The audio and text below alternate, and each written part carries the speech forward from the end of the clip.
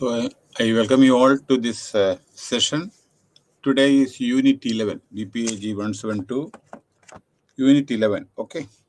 Now, Unit 11, Sustainable Human Development. 10 unit already cover ചെയ്തു. Okay, class എടുത്തുകൊണ്ടിരിക്കുന്ന suppose after you attend to this lecture at later stage നിങ്ങൾ reading study materials നിങ്ങൾ refer ചെയ്യണം. കാരണം elaborate ആയിട്ട് study മെറ്റീരിയലിൻ്റെ ഞാൻ ബ്രീഫായിട്ടുള്ള ഇമ്പോർട്ടൻറ്റ് പോയിന്റ്സ് മാത്രമേ സംസാരിക്കുന്നുള്ളൂ, അഡീഷണൽ പോയിന്റ്സും. മനസ്സിലായില്ലേ? അപ്പോൾ അതുകൊണ്ട് ഈ ഡീപ്പായിട്ടുള്ള നോളേജാണ് അത്യാവശ്യം. ടെക്സ്റ്റ് ബുക്ക് വായിക്കണം. ഇത് എഗെയിൻ ആൻഡ് എഗെയിൻ പറയാൻ കാരണങ്ങൾ വായിക്കുന്നില്ല. അപ്പോൾ അതുകൊണ്ട് ലാസ്റ്റിൽ നിങ്ങൾക്ക് ആൻസർ എഴുതാൻ, ക്വസ്റ്റ്യൻ ആൻസർ ചെയ്യാൻ നിങ്ങൾ വിഷമിക്കും. അപ്പോൾ ലെക്ചർ നിങ്ങൾ കേൾക്കും, മറക്കും. പക്ഷേ നിങ്ങൾ വായിച്ചാൽ, വായനാശീലം ഉണ്ട് എങ്കിൽ അത് നിങ്ങളുടെ മെമ്മറിയിൽ എന്നും നിൽക്കും. അതേപോലെ ലെക്ചർ ഇതൊരു അഡീഷണൽ ഇതാണ്, മാത്രമേ ഉള്ളൂ കേട്ടോ, അഡീഷണൽ ആയിട്ട്. പക്ഷേ നമ്മൾ ഡീപ്പ് നോളജ് വേണമെന്ന് വെച്ചാൽ പുസ്തകം വായിക്കണം.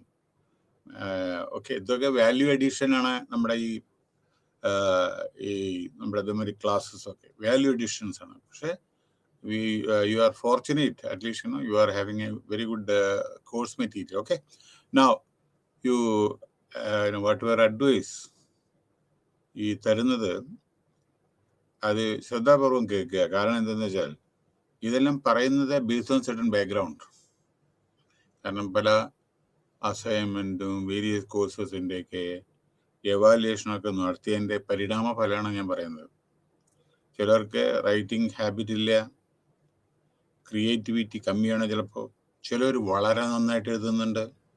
പിന്നെ ബാക്കി എങ്ങനെ ആൻസർ ചെയ്യേണ്ടത് അതൊക്കെ പിന്നീട്, അതായത് ഓരോരോ ക്വസ്റ്റ്യന് എങ്ങനെ ആൻസർ ചെയ്യേണ്ടത് അത് നമുക്ക് പിന്നീട് സമയം കിട്ടുമ്പോൾ അതൊക്കെ പറയാം. മനസ്സിലായില്ലേ? അല്ലാതെ കാഷ്വൽ അപ്രോച്ച് പാടില്ല, മാർക്ക് കിട്ടില്ല. ഓരോരോ ക്വസ്റ്റ്യനും ഇപ്പോൾ 20 മാർക്കാണെന്ന് വെച്ചാൽ 4-5 പേജെങ്കിലും എഴുതണം കേട്ടോ.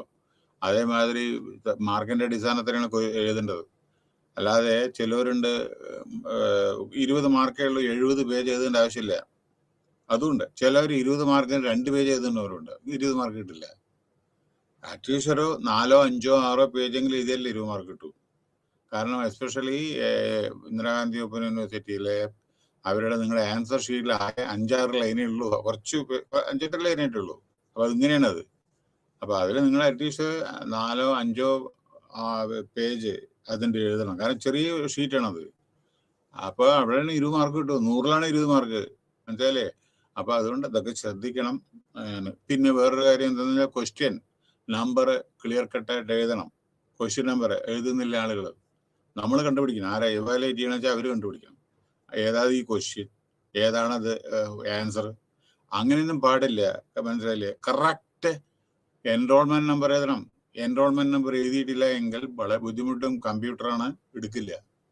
കാരണം ഈ കമ്പ്യൂട്ടറിൽ ഒരു കാര്യം ഇതൊന്നും പറയേണ്ടതല്ല എനിക്ക്, കാരണം ക്ലാസ് എടുക്കാണ്ട്, പക്ഷേ എങ്കിലും ഞാൻ പറഞ്ഞു മാത്രം. കാരണം കണ്ട് ഞാൻ എന്താ പറയണ്ടേ, മടുത്തിട്ടാണ് ഞാൻ പറയുന്നത്. അതായത് ഈ എൻറോൾമെന്റ് എഴുതുമ്പോൾ 1, 2, 3, 4 അല്ലെങ്കിൽ 5, 10, 6 അങ്ങനെ 8, 10 ഇതല്ലേ ഉള്ളൂ. അതൊന്നും നിങ്ങൾക്ക് പ്രോപ്പറായി ചെയ്തെന്താ? അവിടെ ആർട്ട് വർക്കാണ്. അതായത് നമ്മുടെ റോമൻ ലെറ്റേഴ്സ്, മറ്റേ ഇതൊക്കെ ഈ റൂൾ നമ്പറിലെ സിമ്പിളായിട്ട് എഴുതണം. കാരണം വായിച്ച് മനസ്സിലാക്കണ്ടേ? കാരണം ആ റൂൾ നമ്പറാണ് നിങ്ങളുടെ മാർക്ക് അപ് ടു ഡേറ്റ് ചെയ്യണം. അപ്ഡേഷൻ അതാണ് ഉപയോഗിക്കുന്നത്. അത് ക്ലാരിറ്റി വേണ്ടേ? അത് 8 ആണോ 6 ആണോ 5 ആണോ ഒന്നും അറിയുന്നില്ല. സിമ്പിൾ ആ റോൾ നമ്പർ 1, 2, 3, 4 എന്നില്ലേ, അത് 10 വരെ ഉള്ളൂ, 10 ഇതല്ലേ ഉള്ളൂ. അത് കറക്റ്റായിട്ടൊന്ന് എഴുതുക. ഓവർ റൈറ്റിംഗ് അലൗഡ് അല്ല. കാരണം ഓവർ റൈറ്റിംഗ് എഴുതുമ്പോൾ 6, 8 ആണോ 7 ആണോ ഒന്നും അറിയില്ല. ചിലപ്പോൾ 1-ന് പകരം ചിലപ്പോൾ 7 ഇടും ചിലരെ. റൂൾ നമ്പർ കറക്റ്റായിട്ട് എഴുതണം. എന്നാലാണ് എവാലുവേഷനൊക്കെ സാധിക്കൂ പരീക്ഷയിലൊക്കെ. അവിടെ നമ്മൾ നമ്മുടെ ക്രിയേറ്റിവിറ്റി കാണിക്കരുത്, ആർട്ട് വർക്ക് കാണിക്കരുത്. എൻറോൾമെന്റ് നമ്പറും ഇതൊക്കെ എഴുതുന്ന സമയത്ത് കാരണം ഞാൻ കാണാറുണ്ട്. അതുകൊണ്ടാണ് ഞാൻ പറയുന്നത്, വളരെ ബുദ്ധിമുട്ടിട്ടാണ് നമ്മൾ, you will be surprise that നമ്മൾ ഈ അസൈൻമെന്റ് എവാലുവേഷൻ ടൈമിലൊക്കെ കുട്ടികളുടെ എന്തോ ചിലപ്പോൾ ചില സമയത്ത് ടെലിഫോൺ നമ്പർ ഉണ്ടാവില്ലേ, മൊബൈൽ നമ്പർ. ആ മൊബൈൽ നമ്പർ കോൺടാക്ട് ചെയ്തിട്ടാണ് ഞാൻ ചോദിക്കുന്നത് നിങ്ങളുടെ പേരെന്താണ്, എന്താ നിങ്ങളുടെ എൻറോൾമെന്റ് നമ്പർ എന്ന്. കാരണം ഈ ബുക്ക് ഇതിൽ നിങ്ങളുടെ ഷീറ്റിൽ ലെജിബിൾ അല്ല, വായിക്കാൻ പറ്റില്ല. അപ്പൊ അങ്ങനെ വേണ്ടത് കാരണം ഇതിനൊന്നും സമയം കിട്ടില്ല ആളുകൾക്ക്. ഈ എവാലുവേഷൻ ടൈമിൽ he got plenty of work. Anybody അവർക്ക് ഇത് അന്വേഷിക്കാൻ ഇല്ലെങ്കിൽ അവർ എവാലുവേറ്റ് ചെയ്യില്ല, അപ്ഡേറ്റ് ചെയ്യില്ല. പിന്നെ നിങ്ങളുടെ നോട്ട് കംപ്ലീറ്റഡ് എന്ന് കാണിക്കും. അപ്പൊ അതുകൊണ്ടാണ് ഞാൻ പറഞ്ഞത് ഇതൊക്കെ ശ്രദ്ധിക്കുക. ഓരോരോ കാര്യങ്ങളും ഈ ഓരോന്ന് പറയണതൊക്കെ ബിസിനസ് ഇട്ടും background. No sustainable development. Okay, അടുത്ത ചാപ്റ്റർ യൂണിറ്റ് 11. എന്താണ് സുസ്ഥിരമായ ഡെവലപ്മെന്റ് ആണ് നമുക്ക് ആവശ്യം. രാജ്യത്തിനായിക്കോട്ടെ, സ്റ്റേറ്റിനായിക്കോട്ടെ, ലോകത്തിനായിക്കോട്ടെ. മനസ്സിലായില്ലേ? എല്ലാം വികസിച്ചാലല്ലേ ജനങ്ങൾക്ക് അതിന്റെ ഗുണങ്ങൾ കിട്ടും. അല്ലാണ്ട് നമ്മുടെ സംസ്ഥാനം മാത്രം വികസിച്ചാൽ മതിയോ? മറ്റുള്ള സംസ്ഥാനം വികസിക്കണ്ടേ? നമ്മുടെ രാജ്യം മാത്രം അങ്ങോട്ട് വികസിച്ച പോരെ, മറ്റുള്ള രാജ്യങ്ങൾ വികസിക്കണ്ടേ? കാരണം അതിന് ഗുണങ്ങളുണ്ടായിരിക്കും. കാരണം അവിടുത്തെ പ്രൊഡക്റ്റ് ഇവിടെ, ഇവിടുത്തെ പ്രൊഡക്റ്റ് അവിടെ, നമ്മുടെ കാര്യം അങ്ങോട്ട് എക്സ്പോർട്ട് ചെയ്യും, അവിടുത്തെ കാര്യം ഇങ്ങോട്ട്. അപ്പൊ അങ്ങനെയൊക്കെ ചിലപ്പോൾ ചീപ്പ് റേറ്റിൽ നമുക്ക് കിട്ടും. ബെസ്റ്റ് ക്വാളിറ്റി ശരിക്കും ബെസ്റ്റ് ക്വാളിറ്റി ഐറ്റംസ് ആണ് എക്സ്പോർട്ടും ഇമ്പോർട്ടിലും ഉപയോഗിക്കൂ. അപ്പൊ നമുക്ക് നല്ല നല്ല ക്വാളിറ്റി കിട്ടും. അങ്ങനെ നല്ല കോമ്പറ്റേറ്റീവ് ടേംസിലായിരിക്കും ചില സമയത്ത്. അപ്പോ all-round development is very very required. അതായത് സുസ്ഥിരമായ ഡെവലപ്മെന്റ്. അല്ലാണ്ട് രണ്ടു കൊല്ലം ഡെവലപ്മെന്റ് ഉണ്ട്, അത് കഴിഞ്ഞ് ഉറക്കം ഒന്നും ചെയ്തില്ല, പിന്നെ പോയി. അത് കൺസിസ്റ്റന്റ് പെർഫോമൻസ് വേണം സ്റ്റേറ്റിലൊക്കെ. അതിനാണ് ഏബിൾ ലീഡർഷിപ്പ് എല്ലാം സ്റ്റേറ്റിലും രാജ്യത്തും ഒക്കെ വേണ്ട. കാരണം ഒരിക്കലും അതിൽ ഇൻട്രപ്ഷൻ പാടില്ല. കാരണം എന്താണെന്ന് വെച്ചാൽ വെൽഫെയർ ആണ് പല അതും. അത് ഓൺഗോയിങ് പ്രോസസ്സാണ്, അത് നടന്നുകൊണ്ടേയിരിക്കണം. ഇൻഫ്രാസ്ട്രക്ചർ ഫെസിലിറ്റി ഡെവലപ്പ് ചെയ്തുകൊണ്ടിരിക്കണം. എംപ്ലോയ്മെന്റ് ഓപ്പർച്യൂണിറ്റി, സ്കിൽ ഡെവലപ്മെന്റ്, ഇതൊക്കെ നടന്നുകൊണ്ടിരുന്നാൽ മാത്രമേ. അതേമാതിരി ഹ്യൂമൻ നോളജ് മാനേജ്മെന്റ്. അതായത് നമ്മുടെ കോളേജിൽ നിന്ന് യൂണിവേഴ്സിറ്റിയിൽ നിന്നൊക്കെ ആയിരക്കണക്കിന് ലക്ഷക്കണക്കിന് കുട്ടികളാണ് നമ്മുടെ എന്താ പറയണ്ടേ പുറത്തിറങ്ങുന്ന ഒരു കൊല്ലം. Several thousand. അതായത് 70ഓളം യൂണിവേഴ്സിറ്റി ഉണ്ട്.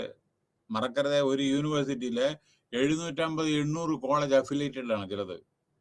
ഉസ്മാനിയ യൂണിവേഴ്സിറ്റി ഇപ്പോഴത്തെ സ്ഥിതി എനിക്കറിയില്ല. 700-800 കോളേജ് അഫിലിയേറ്റഡ് ആയിരുന്നു അത് നമ്മുടെ ഉസ്മാനിയ യൂണിവേഴ്സിറ്റി. ഒരു യൂണിവേഴ്സിറ്റിയുടെ കാര്യം ഞാൻ പറയുന്നത്. 700-800 കോളേജ് അഫിലിയേറ്റ് എന്നിട്ട് അതിന് ബൈഫറക്കേറ്റ് ചെയ്യണം. പക്ഷെ അത് ചെയ്തതെന്ന് എനിക്കറിയില്ല. അതേമാതിരി മുംബൈ യൂണിവേഴ്സിറ്റി, അത് ഗോവ അടക്കം അത് ജുറിഡിക്ഷൻ ഉണ്ടായിരുന്നു. ഒരുപാട് കോളേജസ് ഉണ്ടായിരുന്നു അവിടെ. അപ്പൊ എന്തുണ്ടറിയോ, ഇത്രയധികം യൂണിവേഴ്സിറ്റി ഉണ്ട് നമ്മുടെ 700-800 1000 തോന്നുന്നുണ്ട് യൂണിവേഴ്സിറ്റി. കാരണം പ്രൈവറ്റ് യൂണിവേഴ്സിറ്റി പല ടൈപ്പ് ഉണ്ട് കേട്ടോ. അതായത് ഇതൊക്കെ ഡെവലപ്മെന്റ് ഉപയോഗിക്കുന്നതാണ്. യൂണിവേഴ്സിറ്റി ഓപ്പൺ റെഗുലർ യൂണിവേഴ്സിറ്റി ഉണ്ട്, ഗവൺമെന്റ് യൂണിവേഴ്സിറ്റീസ് ഉണ്ട്, അഗ്രികൾച്ചറൽ യൂണിവേഴ്സിറ്റി ഉണ്ട്, മെഡിക്കൽ യൂണിവേഴ്സിറ്റി ഉണ്ട്, ടെക്നോളജിക്കൽ യൂണിവേഴ്സിറ്റി ഉണ്ട്, ഡിജിറ്റൽ യൂണിവേഴ്സിറ്റി ഉണ്ട്. മനസ്സിലായോ? അതായത് പലതും, അനിമൽ സയൻസ്, ഇതിന്റെയൊക്കെ പല പല വിധത്തിലുള്ള ഇതുണ്ട് നമ്മുടെ. അപ്പോ യൂണിവേഴ്സിറ്റി, പിന്നെ ഡീംഡ് യൂണിവേഴ്സിറ്റീസ് ഉണ്ട്, പ്രൈവറ്റ് അനവധി ഉണ്ട്, പ്രൈവറ്റ് യൂണിവേഴ്സിറ്റീസ്. മനസ്സിലായില്ലേ? അപ്പൊ ഇതൊക്കെ യൂണിവേഴ്സിറ്റി. അപ്പൊ ഇതിന്നൊക്കെ കുട്ടികൾ വരില്ല പുറത്ത്. പക്ഷേ ഈ വരുന്ന കുട്ടികള് വളരെ നല്ല ബ്രില്യൻ്റ് ആയിട്ടുള്ള കുട്ടികളുണ്ടാവും അതില്. പക്ഷെ ആ ബ്രില്യൻ്റ് ആയ ആളുകളെ നമ്മൾ യൂട്ടിലൈസ് ചെയ്യണം. എങ്ങനെ? ബൈ വേ അത് പ്രൊട്ടക്റ്റീവ് പർപ്പസ്. അതായത് നമ്മളെ ഏത് ഇൻഡസ്ട്രീസിലാണ് വെച്ചാൽ അവരെ നമ്മൾ യൂട്ടിലൈസ് ചെയ്യണം. അല്ലെങ്കിൽ അവർ പുറത്തു പോകും. ഇപ്പൊ അന്ന് തന്നെ കണ്ടു, രാവിലെ ന്യൂസിൽ കണ്ടത്, ഓസ്ട്രേലിയ, അമേരിക്ക, UK-യിലേക്കാണ് ഏറ്റവും കൂടുതൽ കുട്ടികൾ പോകുന്നത്. ഇപ്പൊ ഗൾഫിലേക്ക് കുറച്ച് കമ്മിയായി, മറ്റു രാഷ്ട്രങ്ങളിലാണ് പോകുന്നത്. അപ്പൊ ഈ പോകുന്ന ആ കുട്ടികളെ ക്വാളിഫൈഡ് അല്ലെങ്കിൽ അമേരിക്കയിലേക്ക് UK-യിലേക്ക് ഒന്നും അങ്ങനെ പോകാൻ പറ്റില്ല. മനസ്സിലായില്ലേ? നല്ല ഒരു നല്ല ക്വാളിഫിക്കേഷൻ നല്ല വിധത്തിലുണ്ടെങ്കിൽ മാത്രമേ അവിടെ പോയി ജോലി കിട്ടൂ. ജോലി കിട്ടും, എല്ലാ വിധത്തിലും ജോലി കിട്ടും ഞങ്ങൾക്ക്. പക്ഷേ നിങ്ങൾ ഒരു ഹയർ പൊസിഷൻ എത്ര നല്ല ക്വാളിഫിറ്റി ഇല്ലെങ്കിൽ അവിടെ, അതും outstanding performance in academics it is required actually. എന്നാലാണ് ഹൈ പൊസിഷനിലൊക്കെ എത്താൻ പറ്റൂ. അപ്പോൾ ഈ ഡെവലപ്മെന്റ് ഇതൊക്കെ അത്യാവശ്യമാണ് കേട്ടോ. അപ്പൊ പിന്നെ പിന്നെ വേറൊരു കാര്യം, we are fortunate to have എല്ലാ ഇൻസ്റ്റിറ്റ്യൂഷൻസും നമ്മുടെ രാജ്യത്തുണ്ട്. അതൊക്കെ നമ്മൾ യൂട്ടിലൈസ് ചെയ്തിട്ട് നമ്മുടെ ഹ്യൂമൻ ഡെവലപ്മെന്റിനെ പറ്റിയിട്ട് ഒരു രാജ്യം വികസിക്കണം വെച്ചാൽ അവിടുത്തെ ഹ്യൂമൻ റിസോഴ്സസ് ആർ വൈറ്റൽ. അതേമാതിരി കമ്പനി വികസിക്കണം വെച്ചാൽ അതിൽ വർക്ക് ചെയ്യുന്ന ആ worker discipline, self discipline, able leadership, അതായത് ഇൻഫർമേഷൻ, അതായത് ഷെയറിങ്, കമ്മ്യൂണിക്കേഷൻ ഗ്യാപ്പ് ഇല്ലാതെ വെൽഫെയർ ഓറിയന്റഡ് ആയിട്ടും അവർ നല്ല വിധത്തിലുള്ള പ്രൊഡക്ടിവിറ്റി അവരിൽ നിന്ന് അങ്ങനെയൊക്കെ ഉണ്ടെങ്കിലല്ലേ ഡെവലപ്മെന്റ് ഉണ്ടാവും. അപ്പൊ അതേമാതിരിയാണ് രാജ്യവും. എല്ലാവരുടെ കോൺട്രിബ്യൂഷൻ രാജ്യത്തിനാണ്. അല്ലാണ്ട് പ്രധാനമന്ത്രിയോ പ്രസിഡന്റോ അല്ലെങ്കിൽ ചീഫ് മിനിസ്റ്ററോ വിചാരിച്ച ഡെവലപ്മെന്റ് ആവില്ല. ജനങ്ങളെല്ലാം active participation is required and sound policies to be formulated by the respective authorities. Okay? Now, sustainable, സുസ്ഥിരമായ ഡെവലപ്മെന്റ്. അങ്ങനെയാണ് കൺസിസ്റ്റന്റ് ആയിട്ടുള്ള പെർഫോമൻസ് ആണ് നമുക്ക് വേണ്ടത്. അല്ലാണ്ട് ഇന്ന് നല്ലത് അത് കഴിഞ്ഞാൽ തീർന്നു പരിപാടി, കീപ്പിട്ട്. അപ്പോഴാണ് പരിപാടി എന്താ പറയുക, പല പ്രശ്നങ്ങളും വരും. മനസ്സിലായില്ലേ? അതായത് നമുക്ക് നമ്മുടെ ഹിസ്റ്ററി നോക്കിയാൽ തന്നെ അറിയാം ഓരോ രാജ്യങ്ങളുടെ സ്ഥിതി. മനസ്സിലായില്ലേ? അതായത് വളരെയധികം ഡെവലപ്മെന്റ് ഉള്ള ചില സമയത്ത് നേരെ പിന്നാക്കം പോകും. മനസ്സിലായില്ലേ? അപ്പൊ അത് ശ്രദ്ധിക്കേണ്ട കാര്യങ്ങളാണ്. വളരെയധികം നല്ല ബ്യൂട്ടിഫുൾ ആയിട്ടുള്ള ചില പല ഫങ്ഷനിങ് ഒക്കെ ഉണ്ടല്ലോ, അതൊക്കെ നല്ല വളരെ ഓരോരുത്തരും അതിന് ഒരു നമ്മളെല്ലാം രാജ്യത്തിന്റെ ഒരു സിറ്റിസൺ ആണ്. So everybody have got his own role or her own role to play in whichever field you are working. മനസ്സിലായില്ലേ? ഒരു ജോബും ചെറുതല്ല വലുതുമല്ല, എല്ലാ ജോബും വളരെ അത്യാവശ്യമാണ്. ഇപ്പൊ നമ്മളെ ഒരു ചെറിയ ഉദാഹരണം ഞാൻ പറയാം. ഇപ്പോ നമുക്ക് ഈ മുനിസിപ്പൽ കോർപ്പറേഷനിലൊക്കെ വർക്ക് ചെയ്യുന്ന ആളുകള്, കുട്ടികളൊക്കെ നമ്മളെ പറയില്ലേ, നമുക്ക് അവരുടെ സംഭാവന എത്രയാണെന്ന് നിങ്ങൾക്ക് അറിയില്ല. അവര് പ്രോപ്പറായി ക്ലീനിങ്ങോ അല്ലെങ്കിൽ സ്ട്രീറ്റ് ക്ലീനിങ്ങോ വേറൊന്നും ക്ലീനിങ് എന്തായാലും ചെയ്ത് എപ്പിഡമിക്, അതായത് സ്മെല്ല്, ഇത് so many disease will come. Recent ആയിട്ട് ഒരു സിനിമാ നടൻ, ഒരു സീരിയൽ നടൻ ഈ സിനിമ അഭിനയിച്ചുകൊണ്ടിരിക്കുന്ന ഞായറാഴ്ച കാണാൻ സീരിയലിലൊക്കെ അദ്ദേഹം ഒരു ഇന്റർവ്യൂവിന് അപ്പിയർ ചെയ്തപ്പോ ഞാൻ എന്തുകൊണ്ടാണ് അത് പറയുന്നത് വെച്ചാൽ, ഒരു ജോബും ചെറുതുമല്ല വലുതുമല്ല. ഒരാളും വലിയവനുമല്ല ചെറിയവനുമല്ല. എല്ലാവരും ഒരേ സമൂഹത്തിൽ എല്ലാവർക്കും അവരുടേതായ റോളുണ്ട് എന്ന് മനസ്സിലാക്കണം. അല്ലാണ്ട് ഇന്ന് നിങ്ങൾ പണക്കാരായ മറ്റുള്ളവരെല്ലാം നിങ്ങളുടെ താഴെയാണെന്ന് വിചാരിക്കരുത്. ഇന്നത്തെ പണക്കാരൻ ദാ വരണം കീപ്പിട്ട് താഴെ നാളെ. അതേമാതിരി ഇന്ന് കിടക്കുന്ന കുചേലനായിട്ട് കിടക്കുന്ന ആള് നാളെ അനിൽ അംബാനിയോ അനിൽ അംബാനി വളരെ പരിതാപകരാണ്. മുകേഷ് അംബാനിയുടെ സ്ഥിതിയിലെത്തും ചിലവരെ. Hard work is very very essential for the development. No, ഈ ആള് ദർ വാസ് എ പോസ്റ്റ്, അതായത് ഹൈസ്കൂളിലെ കക്കൂസ് ക്ലീൻ ചെയ്യാം. ഇതായിരുന്നു പോസ്റ്റ്, റെഗുലർ പോസ്റ്റാണ്, ഗവൺമെന്റിന്റെ, സ്റ്റേറ്റ് ഗവൺമെന്റിന്റെ ജോലി. അവരുടെ പോസ്റ്റ് അതിന് സ്വീപ്പർ. അത് പ്രത്യേകം പറഞ്ഞിട്ടുണ്ട്, സ്വീപ്പർ എന്ന് വിചാരിക്കരുത് നിലം തുടക്കിയ അതല്ല. കക്കൂസ് 13ഓളം കക്കൂസ് ഉണ്ട്. ഞാൻ ഇത് നടന്ന സംഭവമാണ് കേട്ടോ. 2-3 ആഴ്ച മുമ്പേ പേപ്പറിലും ഉണ്ടായിരുന്നു, ഞാൻ TV-യിലും കണ്ടിട്ടുണ്ടായിരുന്നു. ഞാൻ എന്താ ഇത് നിങ്ങൾക്ക് ഉദാഹരണം ഞാൻ പറയണത് എന്താണിത് പറയാൻ കാരണം എന്ന് വെച്ചാൽ, ഒരു ജോബും ചെറുതുമല്ല വലുതുമല്ല, എല്ലാം അത്യാവശ്യമാണ് നമ്മുടെ രാജ്യത്തിന്റെ ഡെവലപ്മെന്റ്. അതാണ് ഞാൻ പറയുന്നത്. അതായത് അവന് അപ്പൊ ആ ഒരു സ്കൂളില്, സെക്കൻഡറി സ്കൂളാണ്, 13 കക്കൂസ് ഉണ്ട്. അത് ക്ലീൻ ചെയ്യണം. അല്ലാണ്ട് ഓർക്കണം, ഫ്ലോർ ക്ലീനിങ് അല്ല, കക്കൂസ് മാത്രമാണ് ക്ലീൻ ചെയ്യണത്. അനവധി കുട്ടികളുണ്ട് നമ്മുടെ ആ ഇതില് കോളേജിൽ. അപ്പോ ഈ പോസ്റ്റാണ് അഡ്വർട്ടൈസ് ചെയ്തിരുന്നത്. റെഗുലർ പോസ്റ്റാണ് സ്റ്റേറ്റ് ഗവൺമെന്റിന്റെ. നമ്മുടെ ഈ പറയുന്ന നടൻ അതില് അപ്ലൈ ചെയ്തിട്ട് ഇന്റർവ്യൂവിന് അവന് വിളിച്ചു. ഇന്റർവ്യൂവിനെ വിളിച്ച സമയത്ത് ഇന്റർവ്യൂ ബോർഡ് ബെന്റെ ടേണിൽ വന്നപ്പോൾ ബെനെ കണ്ടപ്പോൾ ഷോക്കായി. കാരണം നമ്മൾ സ്ക്രീനിൽ കാണുന്ന ആളാണ്. ഞായറാഴ്ച അയാളുടെ സീരിയൽ പേര് ഞാൻ പറയുന്നില്ല, പേര് വളരെ പ്രസിദ്ധമാണ്, മറ്റേ സീരിയല്. അപ്പൊ അതില് വരുന്ന ആളാണ്.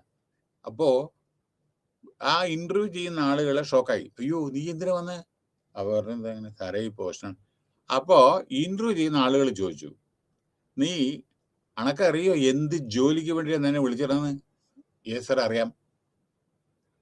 അതായത് ഇവിടെ കക്കൂസ് ഉണ്ട്, അത് ക്ലീൻ ചെയ്യാൻ. ഇവർ പറഞ്ഞു 13 കക്കൂസ് ഉണ്ട്, അത് ക്ലീൻ ചെയ്യൽ മാത്രമാണ് എൻ്റെ ഡ്യൂട്ടി, ഫ്ലോറിങ് അതല്ല എന്ന്. എടുത്ത ഉടനെ ഈ ചങ്ങാതി ഇമ്മീഡിയറ്റ് ആയിട്ട് what reply he gave, are you prepare to do this എന്ന് ഇന്റർവ്യൂ ചെയ്യുന്ന ആളുകൾ ചോദിച്ചു ഇവനോട്, ഈ സിനിമ നടനോട്, സീരിയൽ നടനാണ്. അവൻ എന്താ ഉത്തരം കൊടുത്തറിയോ? അതാണ് ഇന്റർവ്യൂവിൽ എങ്ങനെ പ്രസന്റ് ചെയ്യേണ്ടതെന്ന് അറിയണം, ഉത്തരിക്കാൻ നിങ്ങളുടെ കമ്മ്യൂണിക്കേഷൻ ടു ദ പോയിന്റ്. അയാൾ പറഞ്ഞു, കക്കൂസ് ക്ലീൻ ചെയ്യുന്നില്ല ആണ് സാറേ, എനിക്കറിയാം. മഹാത്മാഗാന്ധി രാഷ്ട്രപിതാവും ഇത് ചെയ്തിട്ടുണ്ട്. അപ്പൊ എനിക്ക് എന്തുകൊണ്ട് ചെയ്തുകൂടാ? ഒന്ന്. രണ്ടാമത്, സപ്പോസ് ഞാനിത് റിഫ്യൂസ് ചെയ്ത് വിചാരിക്കുക, വേറെ ഒരാൾ ചെയ്യലത്, വേറെ ആൾക്ക് ചെയ്തല്ലേ പറ്റൂ. അപ്പൊ അവന് ചെയ്യാന്ന് വെച്ചാൽ എനിക്ക് എന്തുകൊണ്ട് ചെയ്തുകൂടാ? പിന്നെ ഇത് റെഗുലർ എംപ്ലോയ്മെന്റ് ആണ്. പിന്നെ സിനിമയിലും സീരിയലും അഭിനയിക്കുന്നത് ഇന്നുണ്ട് നാളെ വിളിക്കണം എന്നില്ല, ഒരു പെർമനന്റ് അല്ലല്ലോ. ആയതുകൊണ്ട് ഒരു റെഗുലർ എംപ്ലോയ്മെന്റ് എൻ്റെ ജീവിതം മുമ്പാക്കം എൻ്റെ ഫാമിലിയെ സംരക്ഷിക്കാൻ അത്യാവശ്യമാണ്. അതിനു വേണ്ടി ആണ് ഞാൻ വന്നത്. Next day he got appointment letter from public service commission. മനസ്സിലായോ? അപ്പോൾ ഇതിന് എന്താ മനസ്സിലാവണം? ഓരോരോ ജോബിൻ്റെയും ഓരോ പ്രത്യേകതയുണ്ട്. എല്ലാ ജോബും നമ്മുടെ സമൂഹത്തിന് ആവശ്യമുണ്ട്, ആവശ്യമാണ്. Whether it carpenter, whether it electrician, whether it something else, everything. ഒരു ഇതും നമുക്ക് ഡിഗ്രേഡ് ചെയ്തിട്ട് കാണരുത് ആണ്. അപ്പോൾ എനിവേ നൗ ഹിയർ ഇവരൊക്കെ ഡെവലപ്മെന്റിന് വേണ്ടി സംഭാവന ചെയ്യുന്നവരാണ്. നോക്കിയപ്പോൾ ഇവരിത് ചെയ്തില്ലേ വിചാരിക്കുക. അപ്പോൾ കോളേജിൽ ടോയ്ലറ്റ് ക്ലീൻ ചെയ്തില്ല വിചാരിക്കുക, ബസ് സ്റ്റാൻഡിൽ ഇതേമാതിരി എന്തായിരിക്കും സ്ഥിതി അവിടെ ചെന്നാൽ? അത് ഈ കോവിഡ് ടൈമിലൊക്കെ അതേമാതിരി ഉള്ളത്. വേറെ പല അസുഖങ്ങൾ വരും. ഇപ്പൊ ഇതാ കണ്ടു മങ്കി പോക്സ്, ഇതേമാതിരിയുള്ള പകർച്ചവ്യാധികൾ വരും. അപ്പൊ അവിടെയൊക്കെ അവരും ഓരോരോ വിധത്തിലുള്ള, അപ്പൊ നമ്മുടെ ഹ്യൂമൻ ഡെവലപ്മെന്റ്, നമ്മുടെ ഹെൽത്ത് ഡെവലപ്മെന്റിന് വേണ്ടിയിട്ടല്ലേ അവരൊക്കെ ചെയ്യുന്നത്. അപ്പൊ അങ്ങനെ ഈ സസ്റ്റൈനബിൾ ഹ്യൂമൻ ഡെവലപ്മെന്റ് പറഞ്ഞാൽ ഇത് കൺസിസ്റ്റന്റ് ആയിരിക്കണം. അല്ലാതെ ഒരു ദിവസം ചെയ്തിട്ട് പിറ്റേ ദിവസം ചെയ്യാതിരിക്കല്ല. Is a combination of two components, sustainable development and human development. It is a desirable objective that aims to be socially inclusive, bring about socio-economic prosperity and intergenerational equity. A working definition of sustainable human development, sustainable social development, okay, human development, അതായത് SHD refers to equitable അതായത് ഈക്വിറ്റബിൾ human, എല്ലാവരുടെയും social development, എല്ലാവർക്കും വികസനം. അല്ലാണ്ട് നമ്മളെ ഭക്ഷണം കഴിച്ചിട്ട് അടുത്ത വീട്ടിലത്തെ ആളുകൾ ഭക്ഷണം കഴിച്ചില്ല ശരിക്കും എന്താ പ്രയോജനം? നമുക്ക് സന്തോഷം ഉണ്ടാവോ? ഞാൻ ഭക്ഷണം കഴിച്ചു, മറ്റുള്ളവർ ഭക്ഷണം കഴിച്ചില്ലെങ്കിൽ എന്ത് സന്തോഷം ഉണ്ടാവുക? അങ്ങനെയല്ല. ഡെവലപ്മെന്റ് എല്ലായിടത്തും വേണം, അവർക്കും വേണം ഡെവലപ്മെന്റ്. അപ്പോൾ according to this SHD, okay, involves the SHD എന്താ ഇതിൽ എഴുതിയിട്ടുണ്ട് കേട്ടോ, sustainable human development, SHD, sustainable human development. So the condition also to be attainable for future generations. According to this, SHD involve the prevention of deprivation of basic human needs. എന്തൊക്കെയാണ്? വായു, ശുദ്ധവായു, വെള്ളം, ഭക്ഷണം, shelter, മനസ്സിലായില്ലേ? അത് കഴിഞ്ഞിട്ട് നമ്മുടെ സൊസൈറ്റിയിലെ security, നമ്മൾക്ക് ജീവിക്കാനുള്ളത്, ഒരു നല്ല ജോബ്, അതേമാതിരിയുള്ള ഹാപ്പിനെസ്, ഇതൊക്കെയാണ്. അത് കഴിഞ്ഞിട്ട് എന്താണ് പറയുന്നത്? നമുക്ക് സമൂഹത്തിലുള്ള എസ്റ്റീം, അതായത് സമൂഹത്തിലുള്ള ഒരു സ്ഥാനം. കാരണം ഇപ്പൊ അവൻ അഡ്വക്കേറ്റ് ആണ്, അവൻ ഡോക്ടറാണ്, അവൻ പ്രൊഫസറാണ് പറയുമ്പോൾ അതിൻ്റെ സമൂഹത്തിൽ നമുക്ക് നമ്മുടേതായ ഒരു സ്ഥാനം. അപ്പൊ അതിനു വേണ്ടിയിട്ടാണല്ലോ നമ്മൾ പഠിക്കുന്നതും പ്രവർത്തിക്കുന്നതും സമ്പാദിക്കുന്നതും, അല്ലേ? അത് കഴിഞ്ഞിട്ടാണ് നെക്സ്റ്റ് സെൽഫ് ആക്ച്വലൈസേഷൻ, അതായത് അവസാനത്തെ നിങ്ങൾ പ്രതീക്ഷിച്ചത് കൈവരിക്കുക. See, I want to become the prime minister of India. Yes, ഒരു പൊളിറ്റീഷ്യന്റെ അംബീഷനാണ്. Yes, I want to become president. എലിമീതി ഇല്ലല്ലോ. അല്ലെങ്കിൽ I want to become a chief executive of the company. Yes, അപ്പൊ അതിനൊരു അംബീഷൻ വേണം, വിഷൻ വേണം, അതിന് ഹാർഡ് വർക്ക് വേണം. അല്ലാണ്ട് എത്തില്ലല്ലോ. I want to appear for civil service examination. Suppose എനിക്ക് സിവിൽ AS ആവണം, അതിന് നിങ്ങൾ ഫോക്കസ് ചെയ്യണ്ടേ? ഇപ്പോൾ നമുക്ക് പറ്റുന്ന പല കുട്ടികളും ഇപ്പം ഇന്നലെ ഇതേമാതിരി ക്ലാസ് എടുത്ത് ഞാൻ താഴത്ത് എത്തുമ്പോൾ തന്നെ ഒരു കുട്ടി എന്നോട് ചോദിച്ചു, സാറെ സിവിൽ സർവീസ് പരീക്ഷയ്ക്ക് എഴുതണം, അത് വേണം, ഇത് വേണം. അപ്പം ഞാൻ ചോദിച്ചു, നിങ്ങൾ എന്തപ്പം ചെയ്യുന്നത്? അപ്പം ഞാൻ പബ്ലിക് സർവീസ് കമ്മീഷൻ ശ്രദ്ധിക്കണം കേട്ടോ, ഇത് കേൾക്കണേ. പബ്ലിക് സർവീസ് കമ്മീഷന് പ്രിപ്പയർ ചെയ്തിട്ടുണ്ട്, ബാങ്കിങ് പരീക്ഷയ്ക്ക് പ്രിപ്പയർ ചെയ്തിട്ടുണ്ട്, IAS-ന്റെ സിവിൽ സർവീസിന്. ഞാൻ പറഞ്ഞു ഈ മസാല ഇതൊന്നും ആവശ്യമില്ല, ഒറ്റ കാര്യത്തിൽ ഫോക്കസ് ചെയ്യൂ, അല്ലെങ്കിൽ ഒന്നും പാസ്സാവില്ല. സിവിൽ സർവീസിന് നിങ്ങൾ പരീക്ഷയെ നിങ്ങൾ അതിൽ തന്നെ നിങ്ങൾ ഫോക്കസ് ചെയ്യണം. അല്ലാണ്ട് എന്താ കാരണം വെച്ചാൽ മൂന്ന് വിധത്തിലാണ്. അപ്പൊ നിങ്ങൾ ഇതും കോൺസെൻട്രേറ്റ് ചെയ്യില്ല, അതിലും കോൺസെൻട്രേറ്റ് ചെയ്യില്ല, അതിലും കോൺസെൻട്രേറ്റ് ചെയ്യില്ല. അപ്പൊ നിങ്ങളുടെ എന്താ അംബിഷൻ വെച്ചാൽ അതിൽ ആദ്യം ഫോക്കസ് ചെയ്യുക. ഫോക്കസ്. ഒരു നമുക്ക് ഡിഗ്രിയോ എന്തെങ്കിലും വേണച്ചാൽ, അല്ലെങ്കിൽ നല്ല ഒരു പദവി വേണച്ചാൽ അതിനുവേണ്ടി ഫോക്കസ് ചെയ്യുക. ഇപ്പൊ ഞാനൊരു ഉദാഹരണം പറയാം. When I was working in Chandigarh, Punjab, there was a chartered accountant. And അപ്പോൾ അയാളുടെ മാനേജർ, അയാൾ ഡെപ്യൂട്ടി മാനേജർ അല്ല ഓഫീസർ ആയിരുന്നു, sorry, senior accounts officer, chartered accountant, mini decades ago കേട്ടോ. അപ്പോൾ അയാളെ പറഞ്ഞു, ഞാൻ 3 കൊല്ലം കഴിഞ്ഞിട്ട് ഞാൻ ഡെപ്യൂട്ടി മാനേജറാവും, പിന്നെ 3 കൊല്ലം കഴിഞ്ഞാൽ ഞാൻ മാനേജറാവും, പിന്നെ 3 കൊല്ലം കഴിഞ്ഞാൽ ഡെപ്യൂട്ടി ജനറൽ മാനേജറാവും, പിന്നെ ഞാൻ 3 കൊല്ലം കഴിഞ്ഞാൽ ജനറൽ മാനേജറാവും, അത് കഴിഞ്ഞിട്ട് ഞാൻ എക്സിക്യൂട്ടീവ് ഡയറക്ടർ, ഞാൻ 38ാമത്തെ വയസ്സിൽ ഞാൻ ഡയറക്ടറാവും. നോക്കൂ അയാളുടെ എങ്ങനെയാണ് വിഷൻ നോക്കിക്കോളും. അതിനു വേണ്ടി പലതും നമ്മൾ സാക്രിഫൈസ് ചെയ്യുക, അതിന് പ്രവർത്തിക്കും വേണ്ടി വരും. ചിലപ്പോൾ ക്വാളിഫിക്കേഷൻ അഡീഷണൽ ആയിട്ടും വേണ്ടി വരും. അപ്പോൾ അതിനുവേണ്ടിയൊക്കെ നമ്മൾ ശ്രദ്ധിക്കുക. സോ അങ്ങനെയാണ് സെൽഫ് ഡെവലപ്മെന്റും. അപ്പോൾ ഇൻഡിവിജ്വൽ വാല്യൂസ്, പിന്നെ social grouping, organisation, varying size, scope, safeguard public, social and എൻവയോൺമെന്റൽ goods over time and across location, resolving conflict, ഓരോരോ കോൺഫ്ലിക്ട് വരുമ്പോൾ റിസോൾവ് ചെയ്യുക, between competing interests and needs through the creation of cooperative, social, political, economic, environmental institutions. എല്ലാവരോടും സഹകരിച്ച് രാഷ്ട്രീയപരമായും സാമൂഹ്യപരമായും വളരെ കോപ്പറേഷനോടുകൂടി environment maintain ചെയ്തിട്ട് അതിന്റെ ഇൻസ്റ്റിറ്റ്യൂഷൻസിന്റെ guide complete എന്താണ് അവരുടെ ഗൈഡ് ലൈൻസ് വെച്ചാൽ അതൊക്കെ നമ്മളെ ഫോളോ ചെയ്യുക. അപ്പോൾ ഡെവലപ്മെന്റില് equitable human and social development ആണ്. സോഷ്യോ എക്കണോമിക് പ്രോസ്പെരിറ്റിന്റെ സസ്റ്റൈനബിൾ ഹ്യൂമൻ ഡെവലപ്മെന്റ് പറഞ്ഞ SHD.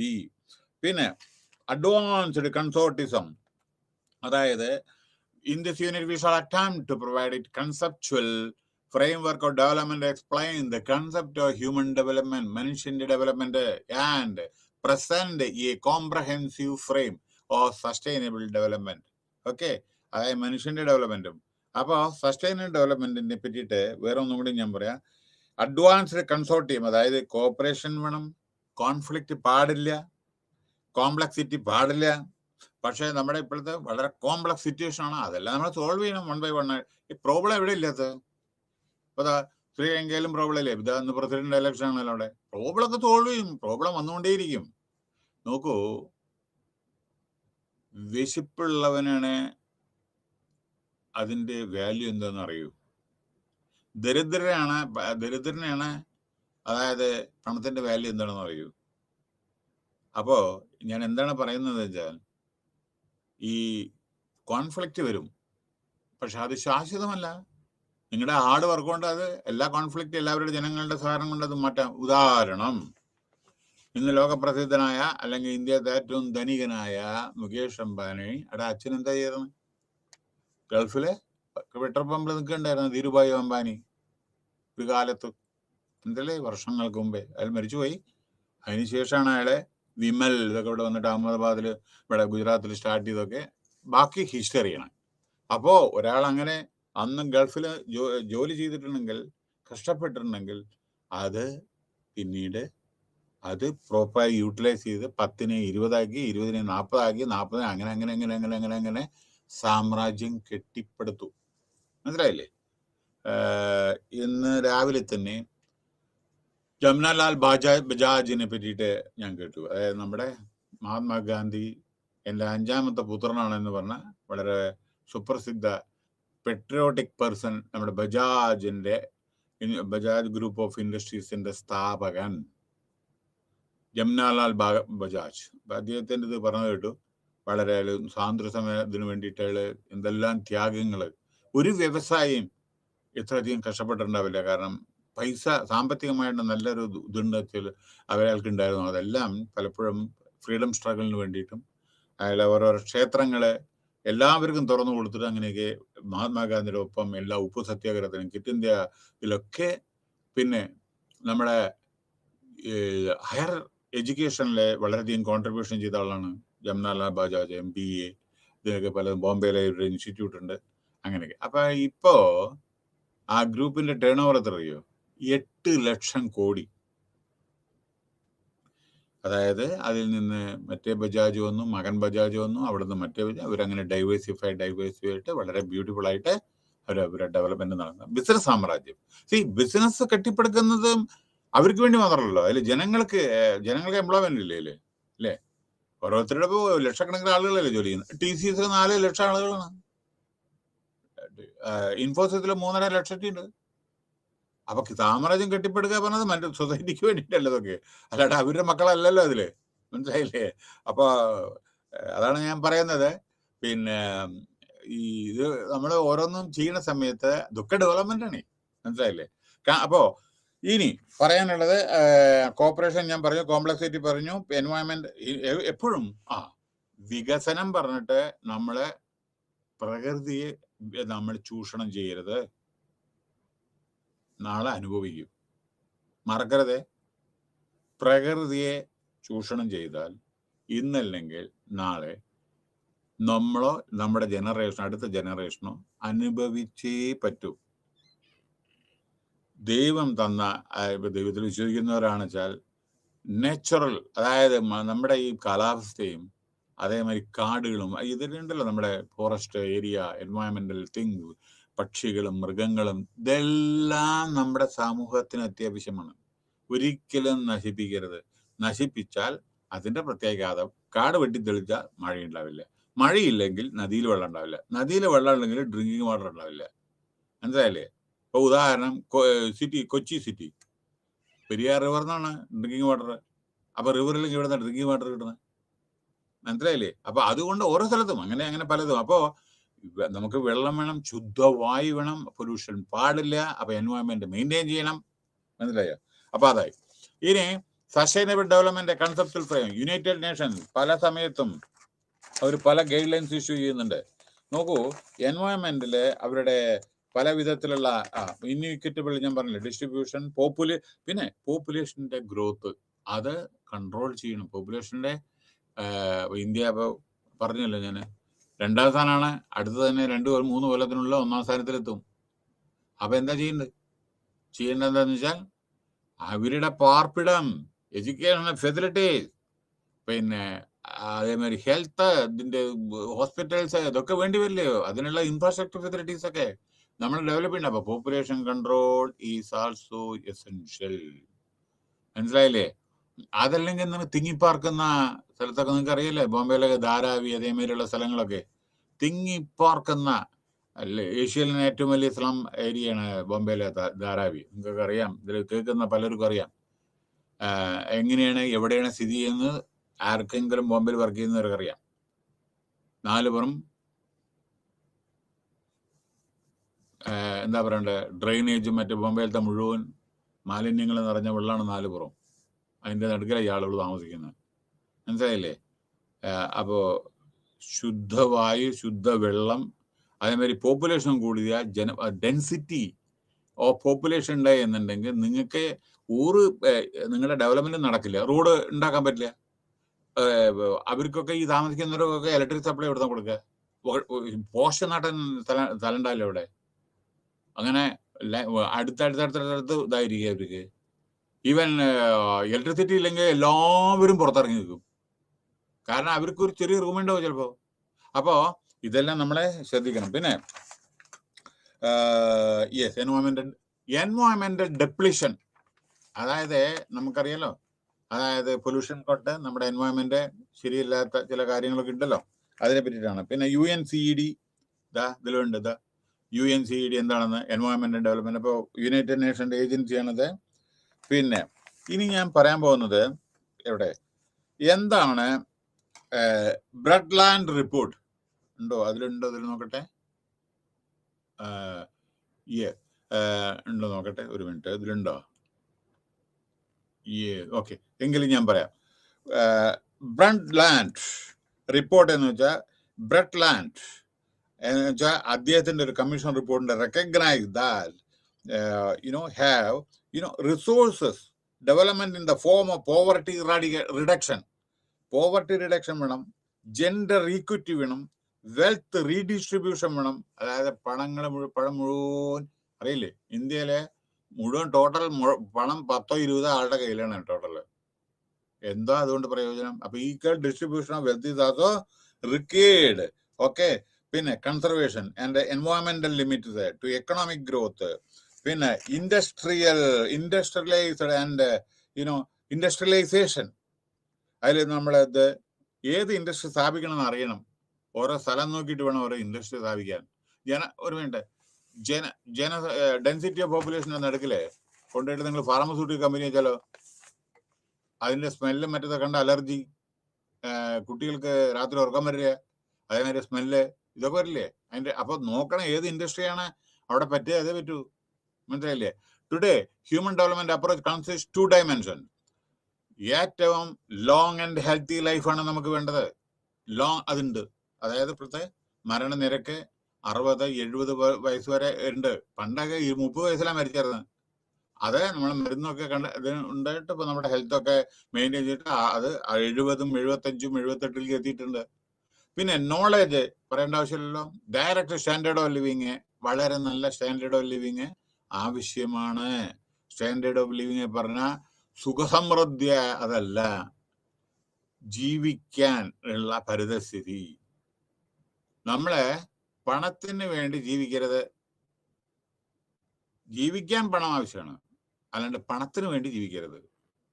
അതേമാതിരി ഇപ്പൊ നമുക്ക് ഭക്ഷണം കഴിക്കണം, പക്ഷേ ഭക്ഷണം കഴിക്കാൻ വേണ്ടി ജീവിക്കരുത്. അപ്പൊ നമ്മൾ എന്തിന്റെ അർത്ഥം? What is required. അതുകൊണ്ട് നിങ്ങൾ ഹാപ്പി ആവുക, ഓവർ ആങ്ഷ്യസ് ആവാതിരിക്കുക, അംബിഷൻ കൂടുതലില്ലാതിരിക്കുക. കാരണം അത് ചില സമയത്ത് അനർത്ഥത്തിൽ പോവും. കാരണം അറിയാലോ, ഞാൻ പെട്ടെന്നൊരു കോടീശ്വരനാവണമെന്ന് പറയാൻ എന്താ പിന്നീട് ഒരു സ്ഥിതി വരിക നമുക്കറിയാലോ. ചില സമയത്ത് ചിലപ്പോൾ ലക്കായിരിക്കും. ഓക്കെ. അപ്പൊ അങ്ങനെ. സോ അതൊന്ന്. പിന്നെ വേറെ some key topics include significance of international economy, energy, industry, population, അങ്ങനെ എക്കോസിസ്റ്റംസ്, ഫുഡ് സെക്യൂരിറ്റി, ഭക്ഷണം, അതേമാതിരി അതൊക്കെ ആവശ്യമാണ്. പിന്നെ എൻവയോൺമെന്റ് പ്രൊട്ടക്ഷൻ ഞാൻ ആൾറെഡി ഞാൻ പറഞ്ഞതാണ്. ഓക്കെ. അടുത്ത് ക്രിയേറ്റിംഗ് കണ്ടീഷൻ. നോക്കൂ, പാർട്ടിസിപ്പേഷൻ, പൊളിറ്റിക്കൽ. അപ്പോൾ രാഷ്ട്രീയ പ്രവർത്തകരൊക്കെ ഉണ്ടല്ലോ, അവരൊക്കെ കമ്മ്യൂണിറ്റിയുടെ സേവനത്തിന് വേണ്ടി ഏർപ്പെടണം. നമ്മുടെ പ്രവർത്തകരുടെ എന്തറിയില്ലേ, രാഷ്ട്രീയ പ്രവർത്തകര് ജനങ്ങളുടെ സേവനത്തിനാണോ അവരുടെ സേവനത്തിനാണോ എന്ന് അറിയില്ല. പക്ഷെ പാർട്ടിസിപ്പേഷൻ പൊളിറ്റിക്കൽ ആൻഡ് കമ്മ്യൂണിറ്റിയിലെ അവരുടെ ആണ്. അതിനു വേണ്ടിയിട്ടാണ് ഓരോരുത്തർ. കാരണം എന്താ അറിയോ, ഞാൻ ഇപ്പൊ ചില കാര്യങ്ങൾ തുറന്നു പറയാം.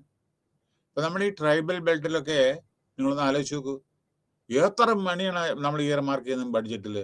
പക്ഷെ വല്ല ഡെവലപ്മെന്റ് നടക്കുന്നുണ്ടോ നോക്കൂ. അതെല്ലാം പല വിധത്തിൽ ഡൈവേർട്ട് ആവണം ഫണ്ട്. കാരണം ഐ ഹാവ് നോട്ട് സീൻ ജനികരെ പല SC ST ചില കോളനിയിലും മറ്റേ ചില ഏരിയാസൊക്കെ അൺഡെവലപ്ഡ് ആയിട്ട് സ്റ്റിൽ റിമൈൻ. അതായത് 40-50 വർഷം മുമ്പേ ഞാൻ കണ്ട അതീത് ഇപ്പോഴും മാറ്റില്ല. എത്ര പോളിസി വന്നു, എത്ര ഫണ്ട് അലോക്കേഷൻ വന്നു, എവിടെ പോയി? ഹോസ്പിറ്റലില്ല, ബ്രിഡ്ജിൽ, ഞാൻ പറഞ്ഞില്ല ഇന്നലെ. അപ്പൊ അതല്ല, political will is required for the community development. അതാണ് ഞാൻ പറയുന്നത്. എൻവയോൺമെന്റിലെ സൃഷ്ടി ജനങ്ങൾക്ക് വേണ്ടിയാണ് ജീവിക്കണേ എന്ന് ഓർക്കണം. കാരണം ടാക്സ് പേയ്സ്ഡ് മണിയാണ്. അത് എഫക്റ്റീവ് യൂട്ടിലൈസേഷൻ വേണം. സ്റ്റേറ്റ് ആയിക്കോട്ടെ, സെൻട്രൽ ആയിക്കോട്ടെ, പൊളിറ്റീഷ്യൻസ് ആയിക്കോട്ടെ, they're all getting salary from the tax payer. മറക്കരുത്. അവര് എയർ ട്രാവൽ, അൺലിമിറ്റഡ് എയർ ട്രാവലൊക്കെയാണ് അവർക്ക്. Unlimited telephone call, no water charge, nothing, electricity free. ഇതൊക്കെ ജനങ്ങളുടെ അക്കൗണ്ടിൽ നിന്നാണ് ഇതൊക്കെ കംപ്ലീറ്റ് ചെയ്യുക. അപ്പൊ അത് ഓർക്കണം. അപ്പൊ ജനങ്ങൾക്ക് വേണ്ടി റീപേ ചെയ്യണ്ടേ, കംപ്ലീറ്റ് സേവനം ചെയ്യണ്ടേ? അത് ചിലപ്പോൾ കാണുന്നില്ല. അതാണ് ഞാൻ പറയുന്നത്. അങ്ങനെ പാടില്ല. Human security and rights and gender equality. ഇവിടെ ഒരു അധികം ഞാൻ പറയുന്നില്ല. ജെൻഡർ ഈക്വാലിറ്റി നമ്മൾ പറയാറുണ്ട്. അതായത് സ്ത്രീകളും പുരുഷന്മാരും കൂടുതൽ വ്യത്യാസം പാടില്ല. ശരിയാണ്. കാരണം എല്ലാവർക്കും തുല്യ അവകാശമാണ്. ഞാൻ പറയാൻ തെറ്റിദ്ധരിക്കാതെ. പക്ഷെ ഞാൻ ചില കാര്യങ്ങൾ പറയുകയാണ്, തുറന്നു പറയുകയാണ്. അതായത് ജെൻഡർ ഈക്വാലിറ്റി വളരെ എസെൻഷ്യലാണ്. ചിലയിടത്ത് ഇപ്പോഴും അതേ പുരുഷന് ഒരു സാലറി, സ്ത്രീക്കൊരു വേറെ ശമ്പളം കുറച്ച് കമ്മി. അതേമാതിരി ചിലയിടത്ത് സ്ത്രീകൾക്ക് ജോലി കിട്ടുന്നില്ല. അങ്ങനെ ഇപ്പൊ നമ്മുടെ തന്നെ ബിസിനസ്സിൽ വലിയ വലിയ വലിയ ചീഫ് എക്സിക്യൂട്ടീവോ അല്ലെങ്കിൽ എക്സിക്യൂട്ടീവ് ഡയറക്ടർ ലെവലിലൊക്കെ ആളുകൾ സ്ത്രീകൾ കമ്മിയാണ്. ഇനി ഒരു പോയിന്റ് ഞാൻ പറയട്ടെ, നിങ്ങൾ ആലോചിച്ചോളൂ. എന്തുകൊണ്ടാണ് ഞാൻ ജെൻഡർ ഈക്വാലിറ്റി എല്ലാവരും പറയും. പക്ഷെ അത് വേണം.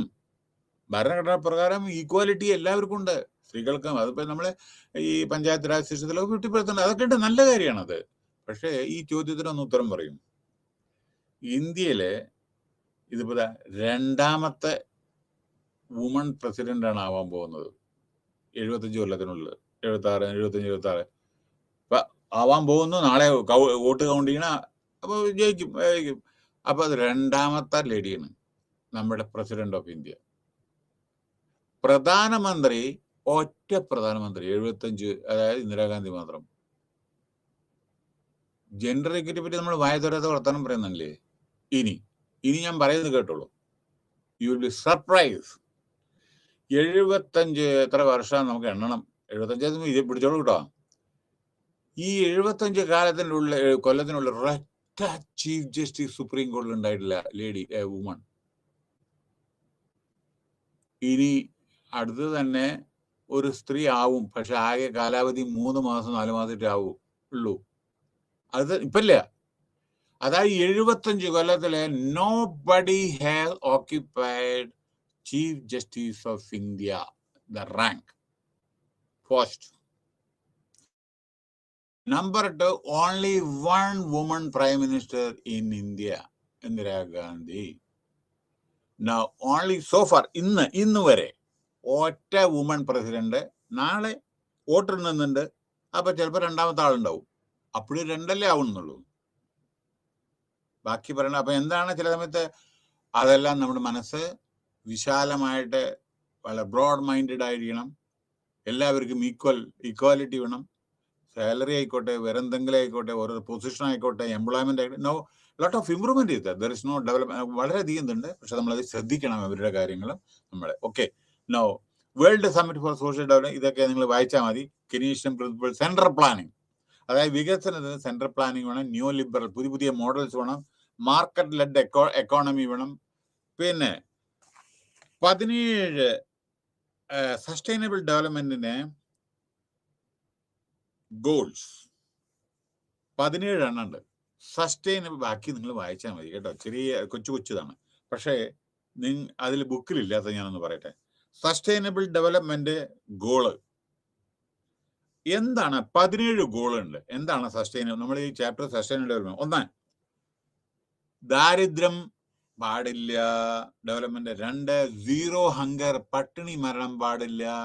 3, ഗുഡ് ഹെൽത്ത്, വെൽ ബീയിങ്. പക്ഷെ ഒന്ന് ഓർക്കൂ, സോമാലിയ, കോങ്കോ, അതേമാതിരി ആഫ്രിക്കൻ കൺട്രീസ് എന്താ സ്ഥിതി ഹെൽത്തിന്റെ? മനസ്സിലായോ? അതായത് നമ്മളിവിടെ കാണുന്നല്ല, മറ്റുള്ള രാജ്യങ്ങൾ ചിലയിടത്ത്. അപ്പോ ഇത് ലോകത്തിലാകമാനം ആപ്ലിക്കബിൾ ആണ് ഇത് ഗൈഡ് ലൈൻസ് കേട്ടോ. ഞാൻ നമ്മുടെ ഇന്ത്യയിലത്തെ കാര്യമല്ല പറയുന്നത്. ഇന്ത്യ എത്രയോ ഭേദല്ലേ. അപ്പോ ഈക്വാലിറ്റി. പിന്നെ വേറൊരു കാര്യം ഞാൻ പറഞ്ഞു, ഇപ്പൊ ഏതോ ഇതിന്റെ മുമ്പ് ഞാൻ പറഞ്ഞില്ലേ, ജെൻഡർ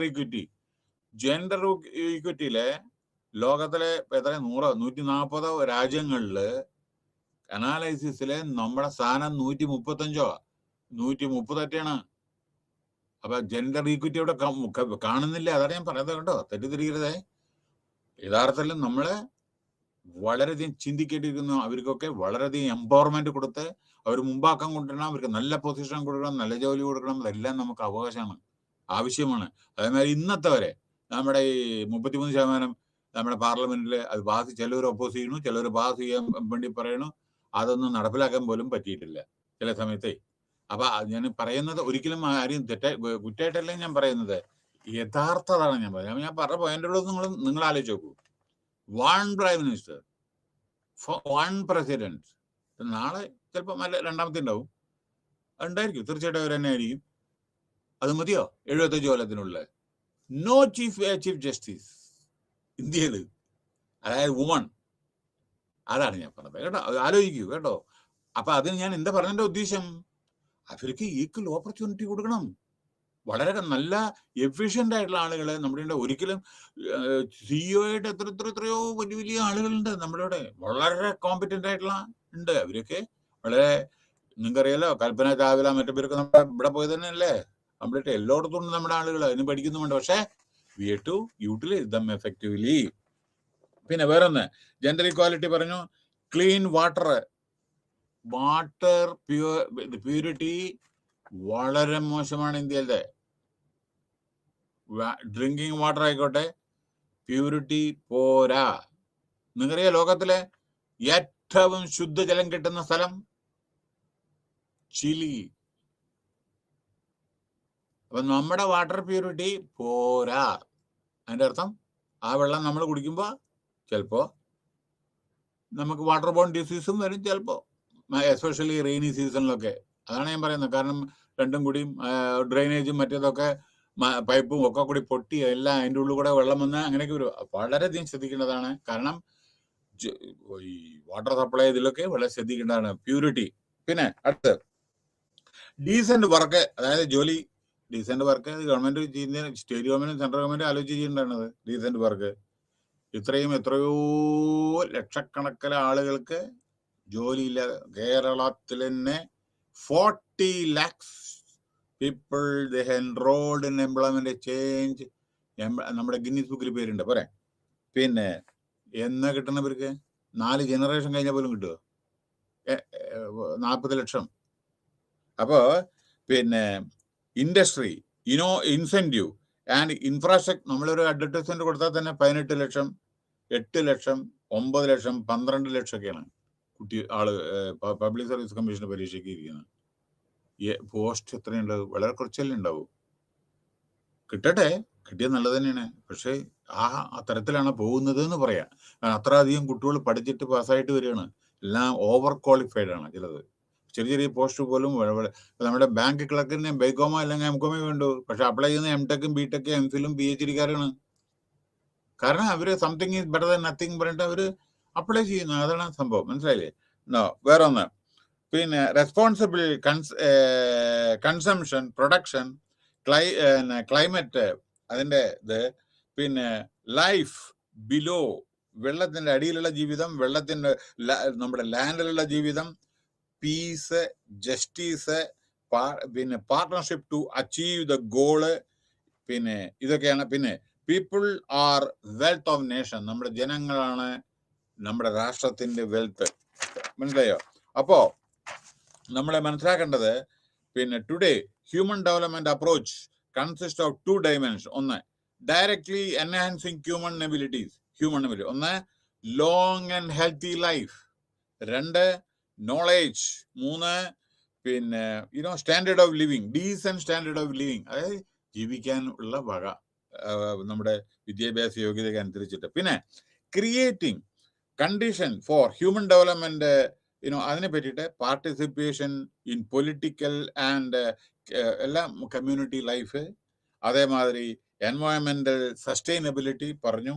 ഹ്യൂമൻ സെക്യൂരിറ്റി, ജനങ്ങളുടെ security, job security and gender equality പറഞ്ഞു കഴിഞ്ഞു. അപ്പോൾ ഇതാണ്. പിന്നെ വേറൊന്ന്, sustainable human development, new international economic order. പിന്നെ അടുത്തത് പറയാനുള്ളത്, the concept of sustainable development expanded its ambit from environmental protection to harmonization this of economic activities and social development. Sustainable human development relies upon ethics and cooperation between government and citizens to resolve persistent problem. ഓരോരുത്തർക്ക് problems ഉണ്ട്, അതെല്ലാം ഓരോന്ന് മാറണം. പിന്നെ particularly relating to poverty. നോക്കൂ, ചിലപ്പോൾ HIV, aid ഇതൊക്കെയുള്ള കുട്ടികളുണ്ട്, parents ഉണ്ട്, അവരെ സംരക്ഷിക്കണം. ജോലി, അൺഎംപ്ലോയ്മെന്റ് പ്രോബ്ലം സോൾവ് ചെയ്യണം. Health, WHO is playing a role, international labour organisation, UNICEF, UNDP, അങ്ങനെയൊക്കെ ജനസേവനത്തിന് വേണ്ടിയിട്ടാണ് ഇവരൊക്കെ. പോവർട്ടി, പല രാജ്യങ്ങളിലും പോവർട്ടി ഉള്ള രാജ്യങ്ങളുണ്ട്, ഭക്ഷണം പോലും കഴിക്കാൻ ഇല്ലാതെ. നമ്മുടെ ഈവൻ റഷ്യ ബ്രെഡ് കിട്ടാതെ എന്താ അവിടെ നടന്നതെന്ന് നിങ്ങൾക്കറിയാം, കുറച്ച് കൊല്ലങ്ങൾക്ക് മുമ്പേ റഷ്യ. അപ്പോ ഇത്ര വലിയ രാജ്യം. അപ്പോൾ ഹ്യൂമൻ ഇൻസെക്യൂരിറ്റി, ചിലപ്പോൾ insecurity, it provide a framework to receive development assistance as well as initiative global endeavors to ensure decent standard life ഞാൻ പറഞ്ഞു. ഇപ്പൊ സസ്റ്റൈനബിൾ ഹ്യൂമൻ ഡെവലപ്മെന്റിനെ പറ്റിയിട്ട് പറഞ്ഞു. ഇതിനെല്ലാം ഞാൻ പറഞ്ഞു. Okay, next 12 transparency and accountability. Transparency and accountability. Transparency അറിയാലോ, സത്യസന്ധത, ഇന്റിഗ്രിറ്റി, എല്ലാ കാര്യം ചെയ്യുന്നതിൽ ഉണ്ടെങ്കിൽ നമുക്ക് അത്ര പേടിക്കാനൊന്നുമില്ല. മനസ്സിലായില്ലേ? അതില്ലാത്തതുകൊണ്ടാണ് പേടിക്കാൻ. മനസ്സിലായില്ലേ? നമ്മുടെ എന്താണ് സംഭവം എന്ന് വെച്ചാൽ, ഇപ്പൊ ഗവൺമെന്റ് ജോബിലൊക്കെ ചില സമയത്ത് ഒരു പ്യൂണോ അവൻ എന്തെങ്കിലും 10 രൂപ 50 രൂപ കൈക്കൂലി എന്തെങ്കിലും വാങ്ങി അവനെ പിടിക്കും. നേരെ മറിച്ച് 50 കോടി 60 കോടി 100 കോടിയൊക്കെ കട്ടവന് അവിടെ തന്നെ നിൽക്കും. അവന് യാതൊരു പ്രശ്നമില്ല. അങ്ങനെയൊക്കെയുണ്ട്. അപ്പോൾ transparency and accountability is essential. നമ്മൾ ജോലി ചെയ്യുമ്പോൾ അക്കൗണ്ടബിലിറ്റി വേണം. ചില സമയത്തെ എന്തിനാണ് നമ്മൾ എന്താണ് ജോലിയുടെ ഓരോന്നിനും അക്കൗണ്ടബിൾ ആയിരിക്കണം. അതല്ലെങ്കിൽ പനർത്ഥം. Need for transparency and accountability, operation of transparency same ആണ്. So introduction. അതായത് നമ്മൾ unit 12 transparency and accountability. The changing scenario of the globalised world has increase. അപ്പോഴേ ലോകം വികസിച്ചുകൊണ്ടിരിക്കുകയാണ്, ജനങ്ങളുടെ ആവശ്യങ്ങൾ കൂടിക്കൊണ്ടിരിക്കുകയാണ്, എക്സ്പെക്ടേഷൻ കൂടിക്കൊണ്ടിരിക്കുകയാണ്, ക്വാളിറ്റി ഇമ്പ്രൂവ് ചെയ്തുകൊണ്ടിരിക്കുകയാണ്, standard of goods and service improve ചെയ്തുകൊണ്ടിരിക്കുകയാണ്. സർവീസ് പ്രൊവൈഡേഴ്സ്, നിങ്ങൾ കോവിഡ് ടൈമിൽ നിങ്ങൾ കണ്ടോ ഓൺലൈൻ ബുക്കിങ്ങും വീട്ടിലെ സാധനങ്ങൾ കൊണ്ടുവരുന്നതൊക്കെ കണ്ടിട്ടുണ്ടല്ലോ. സർവീസ് പ്രൊവൈഡേഴ്സ്, കോർപ്പറേറ്റ് ജയൻസ്, അറിയില്ലേ, കമ്പനികൾ വളർന്ന് പന്തലിച്ച് വരുന്നു.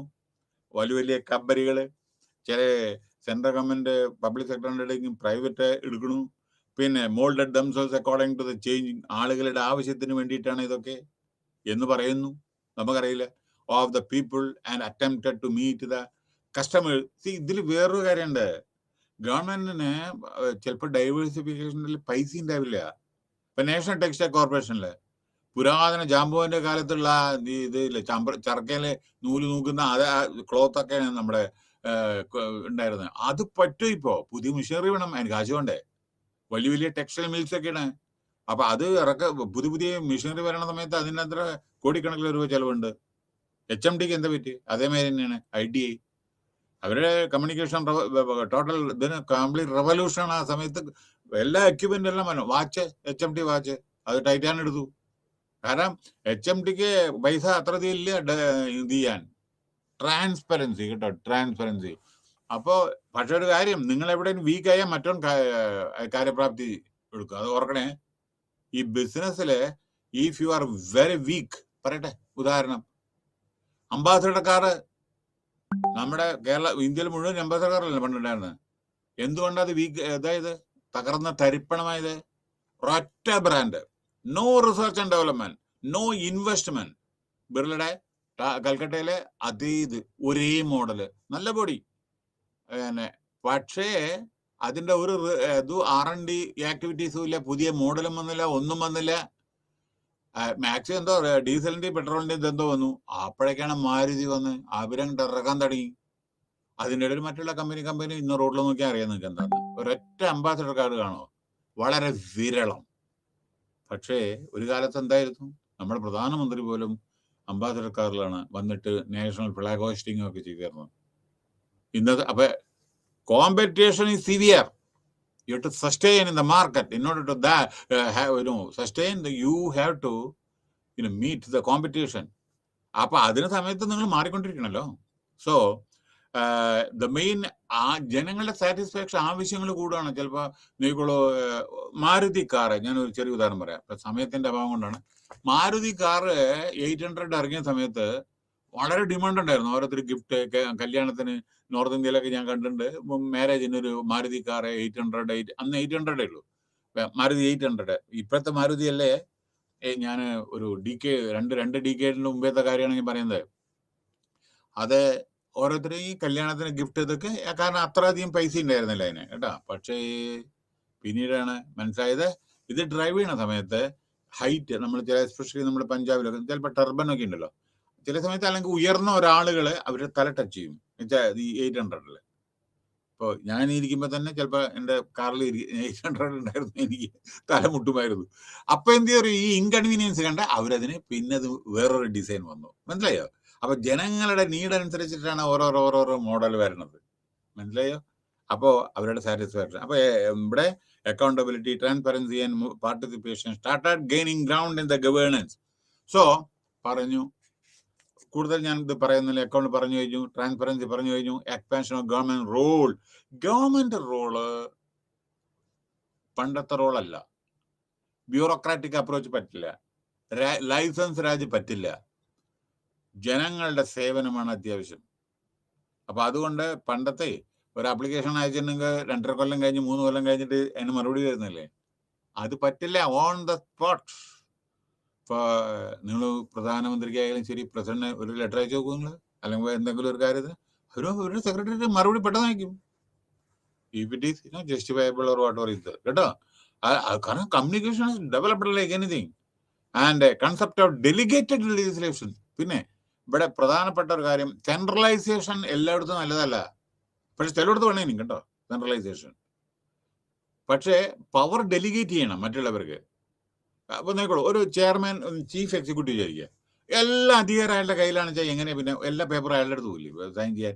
അയാൾക്ക് സൈൻ ചെയ്യാനുള്ള ചെക്ക് സൈൻ ചെയ്യാൻ സിയുവിന് മാത്രമാണ് അധികാരമുള്ളൂ വിചാരിക്കുക. എന്തായിരിക്കും സ്ഥിതി അറിയാമോ നിങ്ങൾക്ക്? അനവധി ഡീക്കേഡ്സ്, കുറെ ഡീക്കേഡ്, 33-4 ഡീക്കേഡ് ഏകോ ബോംബെയിൽ വർക്ക് ചെയ്യുന്ന സമയത്ത് അവിടെ നേവൽ ടാറ്റ അയാളെ ലോകസഭ എലക്ഷൻ തന്നു. നേവൽ ടാറ്റ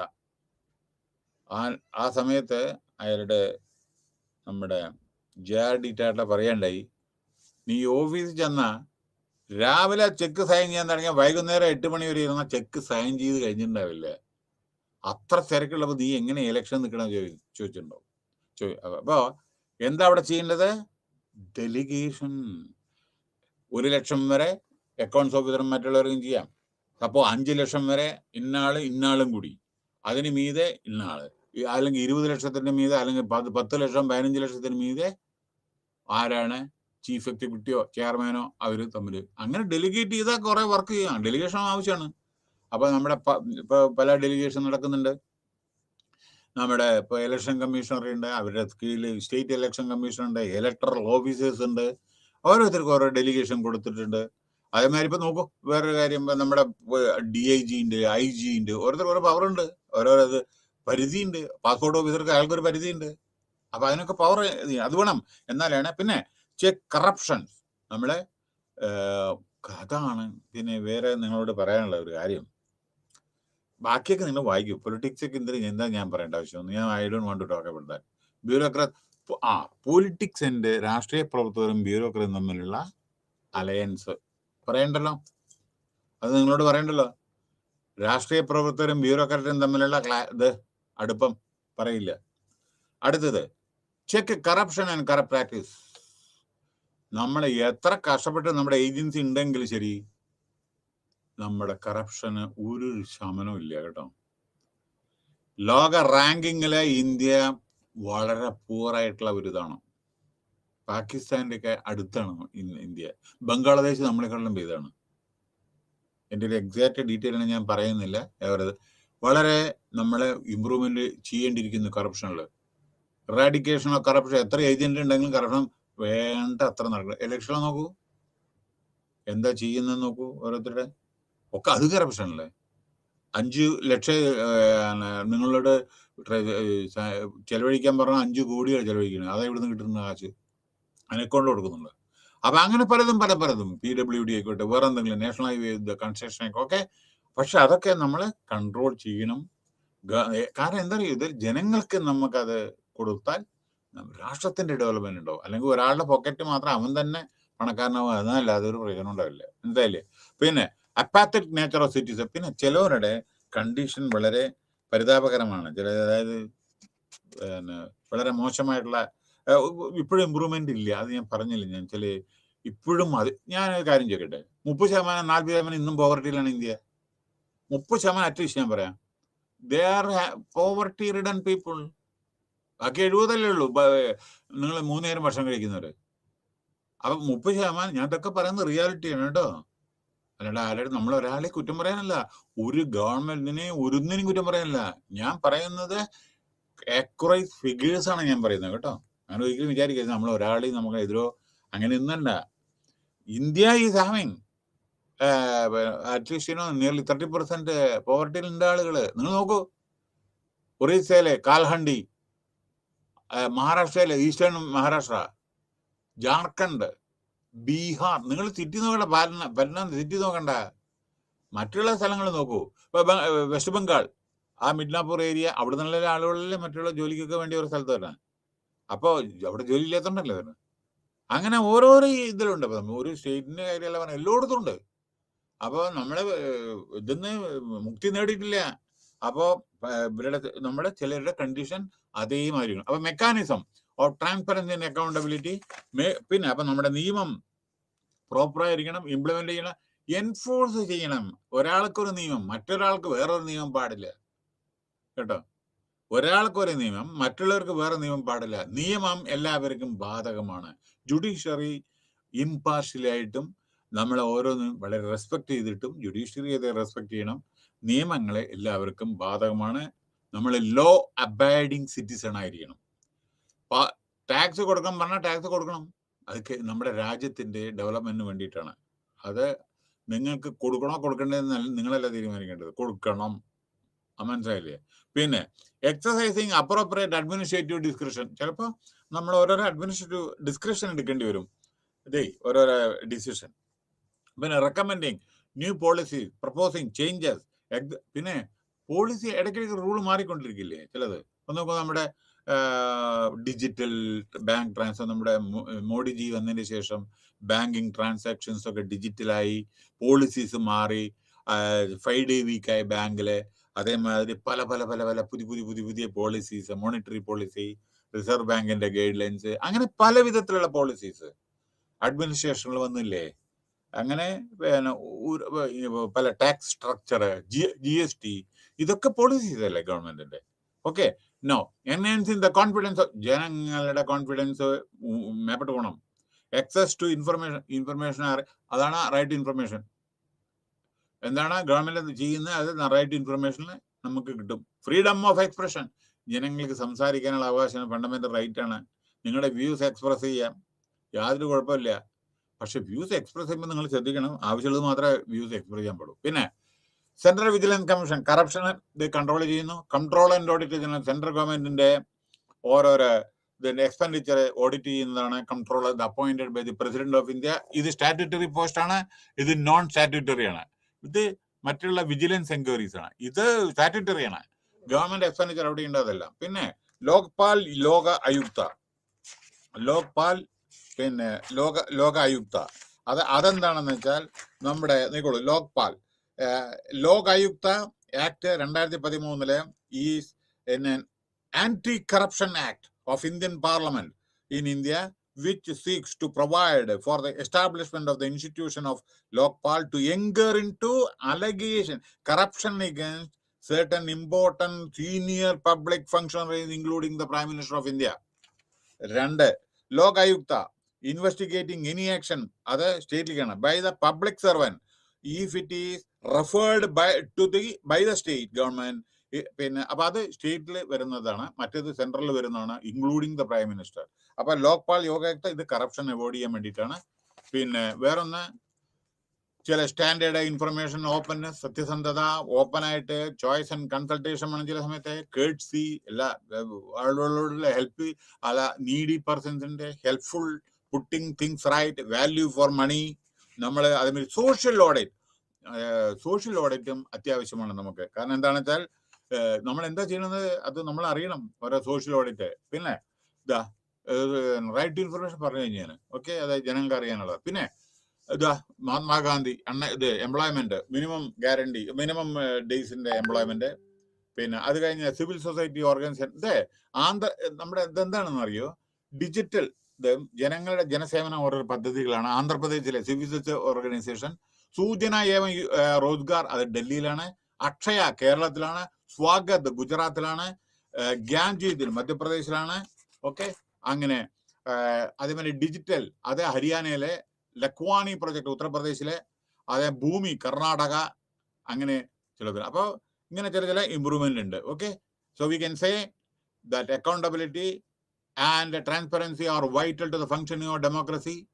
ഡെമോക്രസിക്ക് ഇത് വൈറ്റലാണ്, ട്രാൻസ്പെറൻസി ഇതെല്ലാം. അപ്പോൾ active participation from all segment society, എല്ലാവരുടെ പാർട്ടിസിപ്പേഷൻ അത്യാവശ്യമാണ്. ആർബിട്രറി ആക്ഷൻസോ ഡിസിഷൻസോ പാടില്ല. പിന്നെ ഓക്കെ, ഇൻഫർമേഷൻ ഫ്ലോ പ്രോപ്പർ ആയിരിക്കണം. അങ്ങനെ it is hopped in the near future with more and more use of digitalisation വളരെയധികം നമുക്ക് ഉപയോഗപ്രദമാണ്. ഈസി കമ്മ്യൂണിക്കേഷൻ ആണ്, ഡിസിഷൻ ടേക്കിംഗ് വളരെ ഇതാണ്, ബേസിക് ഫെസിലിറ്റീസ് ഇംപ്രൂവ് ചെയ്തിട്ടുണ്ട്, അക്കൗണ്ടബിലിറ്റി കൂടിയിട്ടുണ്ട്, ട്രാൻസ്പെറൻസി കൂടിയിട്ടുണ്ട്. അങ്ങനെ ഇന്ത്യ വികസിച്ചുകൊണ്ടേയിരിക്കുന്നു. Thank you very much.